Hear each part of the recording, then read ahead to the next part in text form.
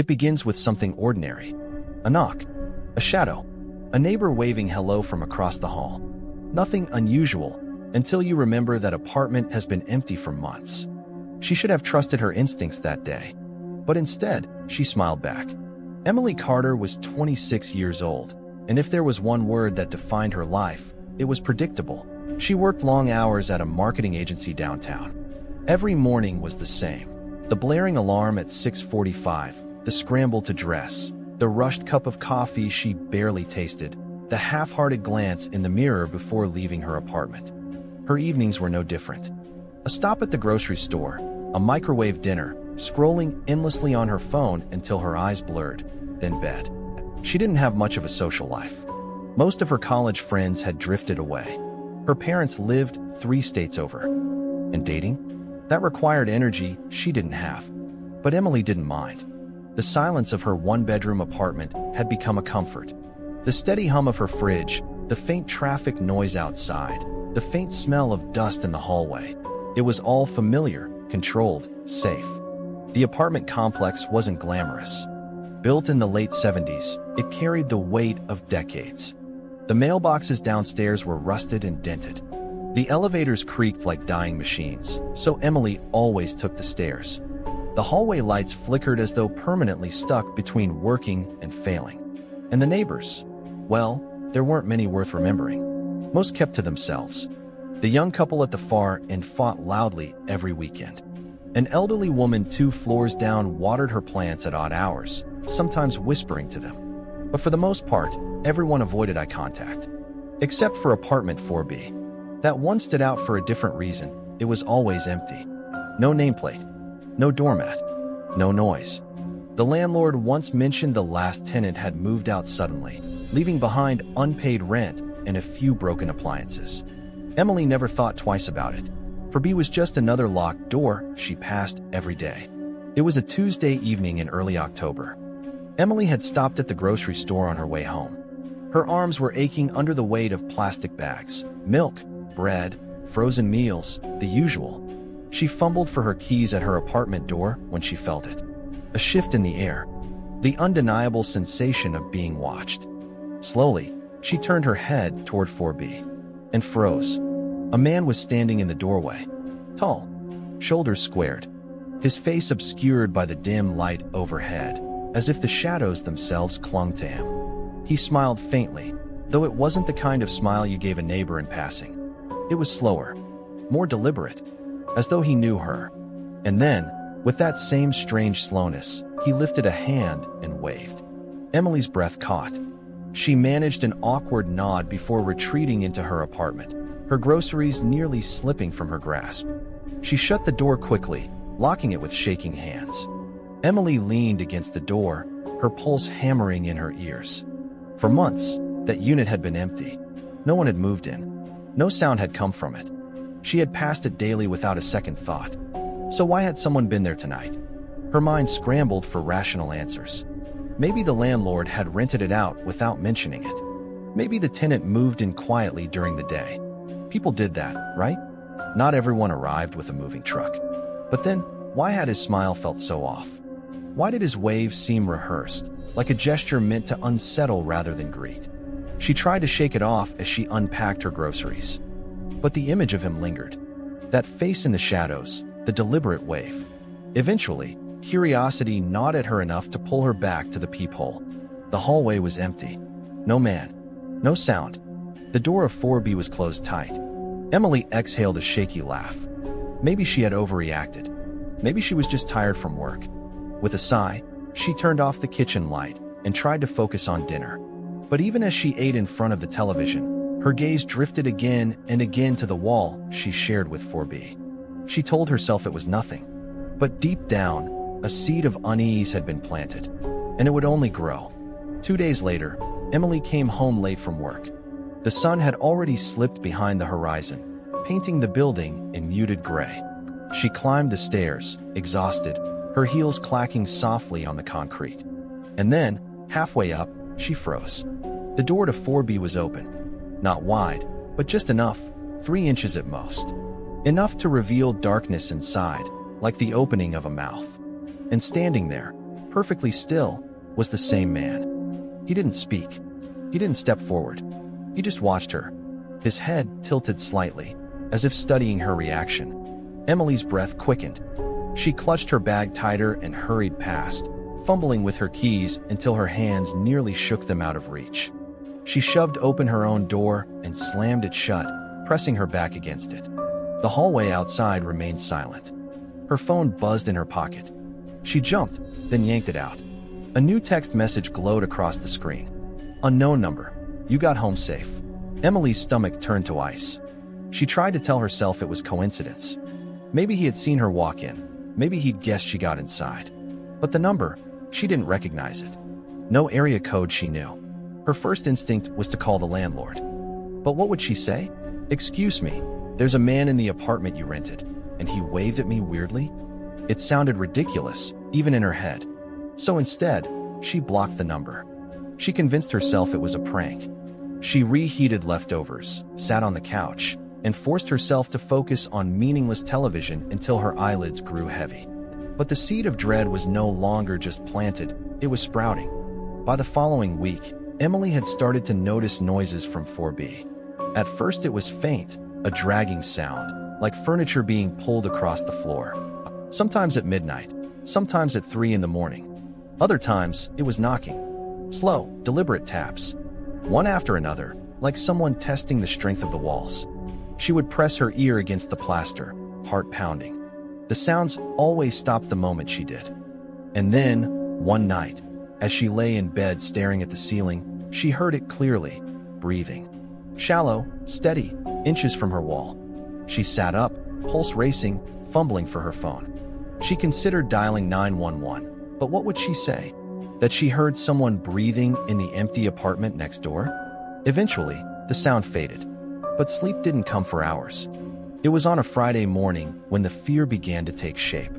Emily was running late, hair damp from the shower, a coffee thermos in hand. She normally took the stairs, but exhaustion pushed her toward the elevator. She pressed the button. The door slid open, and he was the neighbor, standing perfectly still, facing the corner of the elevator, his back toward her. Emily froze, the thermos trembling in her grip. The man didn't move, didn't acknowledge her, just stood there, like he'd been waiting for hours. Her instincts screamed at her to step back. And she did. Slowly, carefully. The doors slid shut again, cutting him from view. Emily bolted down the stairwell, her pulse pounding in her ears. When she reached the lobby, the elevator dinged softly. Its doors opened behind her. The car was empty. That evening, as Emily prepared for bed, her phone buzzed again. Another text from an unknown number. This time, there was no message, only an image. It was a photograph of her, taken from the hallway, through the peephole in her door. Her body went cold. She stumbled back, her phone clattering to the floor. Someone had stood outside her apartment, holding a camera to the tiny glass circle, capturing her without her knowledge. Emily grabbed the phone with shaking hands and dialed the landlord. The call went straight to voicemail. She didn't bother leaving a message. Instead, she sat awake the entire night, staring at her door, listening for footsteps that never came. By Saturday, Emily was unraveling. She kept checking the locks, pacing the floor, drawing and redrawing the curtains. Every time she glanced at 4B, it was silent, still, as though no one had ever lived there. Her rational brain tried to intervene. Maybe the texts were spam. Maybe the photograph was staged. But no rationalization could explain the elevator. No excuse could erase the memory of that man standing in his doorway, waving at her like he'd been waiting. And somewhere deep inside, she knew this wasn't random. This was targeted. Someone was watching her. And it was only a matter of time before they stepped closer. Sunday morning arrived gray and heavy. Emily hadn't slept. Her body ached from pacing. Her eyes burned from the constant vigil she kept by her door. When the daylight finally filtered through her blinds, she felt a fleeting sense of safety, like shadows couldn't harm her in the light. She staggered into the bathroom, splashed cold water on her face, and looked into the mirror, and nearly screamed. For just a second, she saw him, not in the reflection of her own apartment, but standing behind her, in the reflection of the hallway through the slightly open bathroom door. his silhouette, tall and sharp, hovering in the frame. She spun around. The hallway was empty. Her pulse thudded against her ribs. She stared back at the mirror. Only her own pale, terrified face looked back. By noon, Emily forced herself to confront the situation. She couldn't keep pretending this was normal. She needed answers. She marched downstairs to the landlord's office. The small, cluttered room smelled faintly of cigarette smoke and old carpet cleaner. Behind the desk, Mr. Hendricks, a man in his late 50s with tired eyes, looked up in surprise. "Apartment 4B, Emily said breathlessly. "Who lives there?" Mr. Hendricks frowned. "No one." Her stomach dropped. "That unit's been vacant for months," he continued, shuffling through a stack of papers. "Had some plumbing issues. I've been trying to get a contractor in there." "Why?" Emily's mouth went dry. She wanted to tell him everything. The man, the texts, the photograph. But fear clamped her throat shut. She could already see disbelief in his eyes. So instead, she shook her head. "Nothing. Just curious." As she turned to leave, Mr. Hendricks added casually, "If anyone's messing around up there, let me know. But trust me, no one has keys except me." Emily nodded stiffly, but her thoughts were screaming. If no one has keys, then how? That night, the impossible became undeniable. Emily was sitting on her couch, blanket wrapped tightly around her shoulders, television flickering uselessly in front of her. Her nerves were frayed, her skin prickled with every sound. And then she saw it. Movement. At her window. She lived on the 4th floor. There was no balcony, no fire escape, just a sheer drop to the pavement below. But there he was, the neighbor, his face pressed against the glass, eyes locked on hers, lips curled into that same deliberate smile. Emily screamed and stumbled backward, knocking the remote to the floor. She grabbed her phone with trembling hands, fumbling to dial 911. When she dared to look again, he was gone. No sound of retreating footsteps. No sign of how he'd vanished. Just her reflection in the darkened glass, trembling and pale. Emily didn't sleep. She couldn't. Instead, she propped her phone on the nightstand, set it to record, and lay in bed with her eyes wide open, waiting. If she couldn't trust her memory, she'd have proof. The hours crawled by. The building groaned, pipes clanked, distant traffic hummed. Slowly, exhaustion dragged her into a shallow, uneasy sleep. When her alarm blared at dawn, she lunged for the phone, heart pounding. She scrolled through the recording. At first, nothing but static and muffled tossing. Then, footsteps. Slow. Heavy. Inside her apartment. Her blood turned cold. She sat frozen as the recording continued. A faint creak of floorboards. A long pause. And then, whispering. A man's voice, low and deliberate, brushing the microphone as if leaning directly over her sleeping body. "I like watching you." Emily dropped the phone. It clattered to the floor, screen cracking. She scrambled back against the wall, while rising in her throat. He had been there, inside her apartment, watching her sleep. By morning, Emily couldn't take it anymore. She called the police. 2 officers arrived, their expressions tired, skeptical. They searched the apartment, checked the locks, glanced at the cracked phone. "Ma'am," one of them sighed, "there's no sign of forced entry. Your locks are intact. And without a clear suspect or evidence, there's not much we can do." Emily showed them the recording. The whisper. The officers exchanged a look. One shrugged. "Could be interference. Could be a prank. We'll file a report. But, honestly, it's probably nothing." "Nothing." Emily's voice broke. Someone was in here. But their eyes said it all. They didn't believe her. And when they left, she realized something even worse. If they didn't believe her now, they never would. She was alone.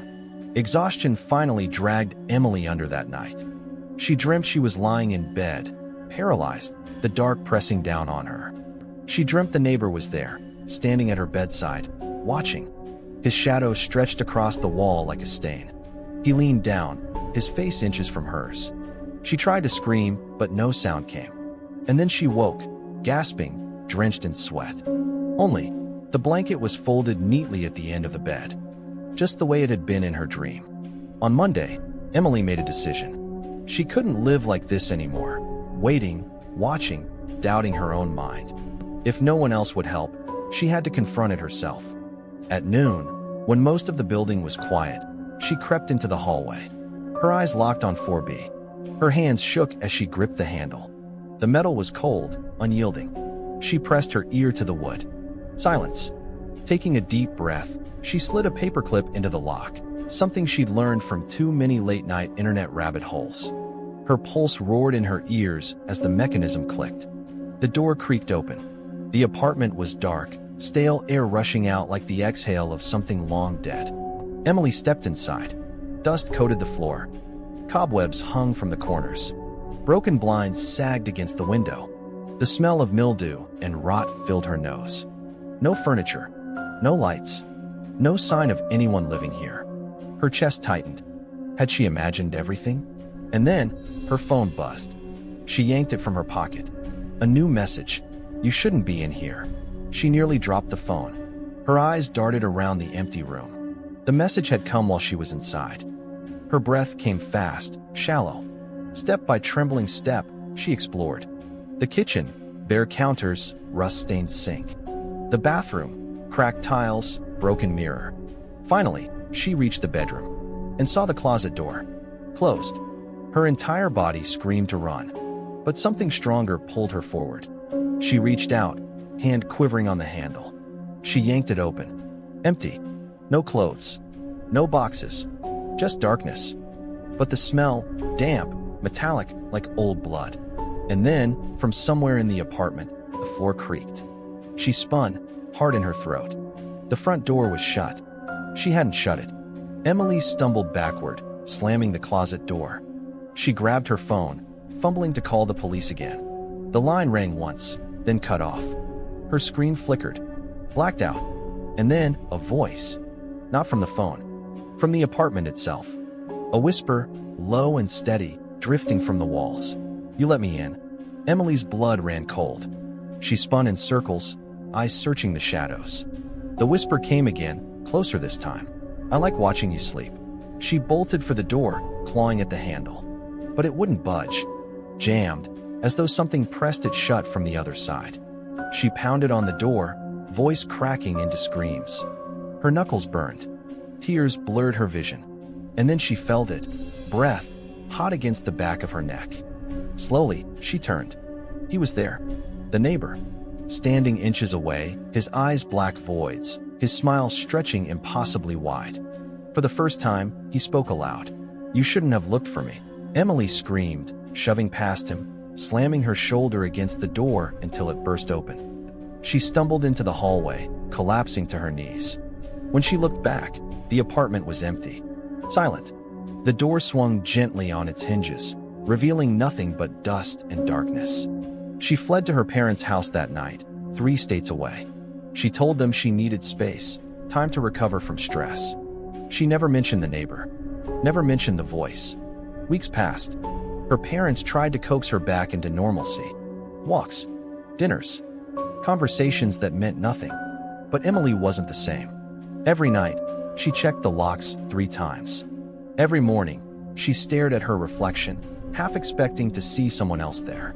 And every time her phone buzzed with an unknown number, she felt her chest seize with terror. One evening, as she lay in her childhood bedroom, her phone lit up on the nightstand. A voicemail. No number. With shaking hands, she pressed play. Static. Then breathing. Shallow. Familiar. And finally a whisper. I found you.